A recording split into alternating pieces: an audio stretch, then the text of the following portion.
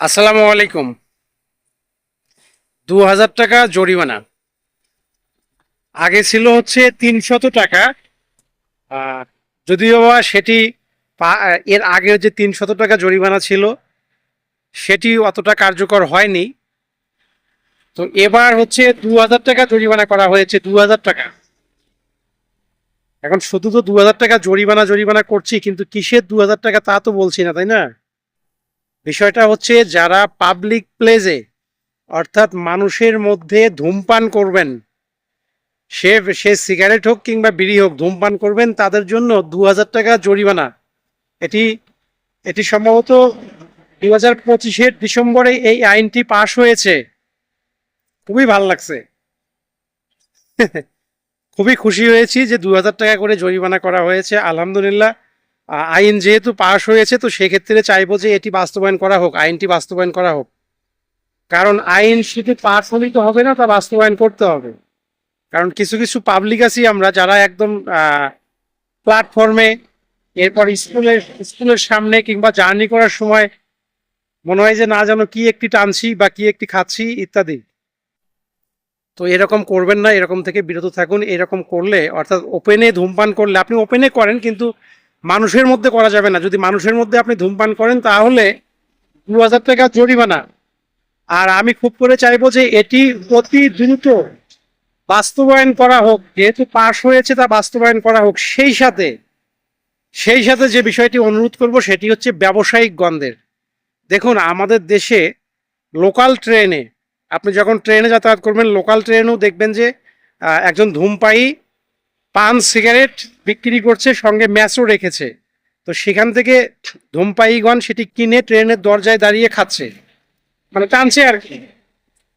তো শুধু যারা পাবলিক প্লেসে ধূমপান করবেন তাদের জন্য যে ২,০০০ টাকা জরিমানা, এটা ঠিক আছে, এটা খুবই খুশি হয়েছে। কিন্তু যারা বিজনেস করছেন, যারা পাবলিক প্লেসে সিগারেট নিয়ে ব্যবসা করছেন, তাদের জন্য কি আইন পাশ করা হয়েছে? অবশ্যই কোনো না কোনো আইন পাশ করা হয়েছে, তবে সেটি কার্যকর করা হোক।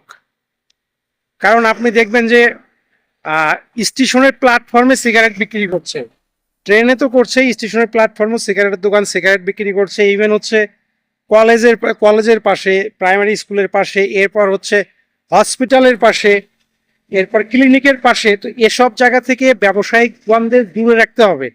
আর আমি যদি আমার ব্যক্তিগত একটি মতামত শেয়ার করি, সেটি হচ্ছে যারা পাবলিক প্লেসে যারা ধূমপান করে, তো সেক্ষেত্রে আমার মতে, এটি আমার ব্যক্তিগত মতামত আমি শেয়ার করি, সেটি হচ্ছে অবশ্যই ধরুন একটু দোকান দেয়া হয়েছে, সেই দোকানের সাইডে যদি নির্দিষ্ট কোনো স্মোকিং জোনের মতো কোনো পরিবেশ তৈরি করা হয়, যারা ব্যবসায়িক গণরা আছেন, যে ভাই সিগারেট নিয়ে আপনি এখানে খেয়ে, এখানে ডাস্টবিন থাকবে, এখানে সিগারেটের আহ, যে যে শেষ অংশটুকু থাকবে সেটি এখানেই রেখে আপনি চলে যাবেন, তাহলে ভালো হয়।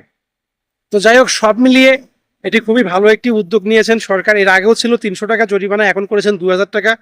আমি খুব করে অনুরোধ করব যে এটি বাস্তবায়ন করা হোক। এই আইনটি বাস্তবায়ন করলে সবচেয়ে ভালো হবে।